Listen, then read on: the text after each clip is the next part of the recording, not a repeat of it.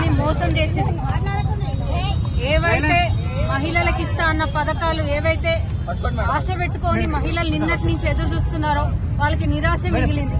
ఈ సంవత్సరం లోపల దాన్ని నెరవేర్స్తారని ఎంతోగానో ఆశలతోని వెయిట్ చేస్తున్న మహిళలకి నిరాశ మిగిల్చింది కాంగ్రెస్ ప్రభుత్వం.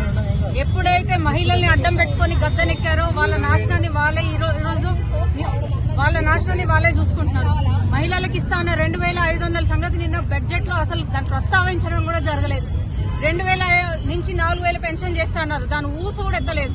అలాగే 18 సంవత్సరాలు నిండిన మహిళలకు అమ్మాయిలకి స్కూటీలు ఇస్తా అన్నారు, దాని గురించి స్కూటీలు లేవు, అన్ని లూటీలే చేస్తున్నారు కానీ స్కూటీలు ఇంతవరకు దాని గురించి మాటలేదు.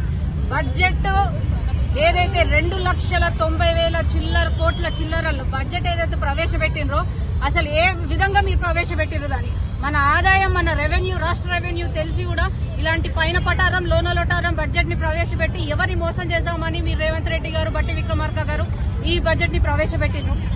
అంగడికి వెళ్లి గొంగడి తెచ్చుకున్నట్టు ఉంది. వాళ్ళు చెప్పినది ఒకటి చేస్తుంది ఒకటి.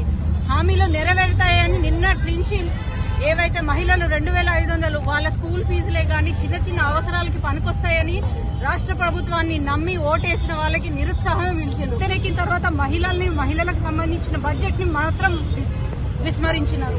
అసలు ఏ రూపంలో ఈ బడ్జెట్ ప్రవేశపెట్టినారు, ఎక్కడ న్యాయం జరుగుతుంది, అసలు మీరు కొత్తగా ఏ బడ్జెట్ లో ఏం కొత్తగా జరిగింది, ఏ ఉన్నాయో దాన్ని అటు తిప్పి ఇటు తిప్పి బాహుబలి చిత్రంలో ఏదో పెద్ద స్క్రీన్ ప్లే డైరెక్షన్ లో అది విడుదల చేసినరే కానీ దానికి నిజంగా వాస్తవం అనేది ప్రజలకు తెలిసిన విషయం.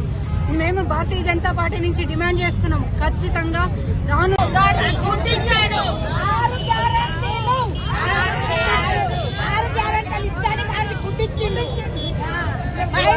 రేవంత్ రెడ్డి 6 గ్యారెంటీలు ఇస్తాను ఏం చేసిండు,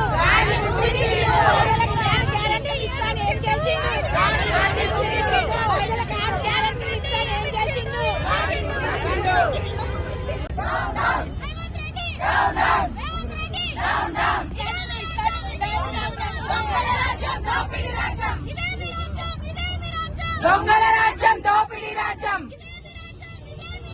దొంగల రాజ్యం దోపిడీ రాజ్యం. రామ్ రామ్ రామ్ రామ్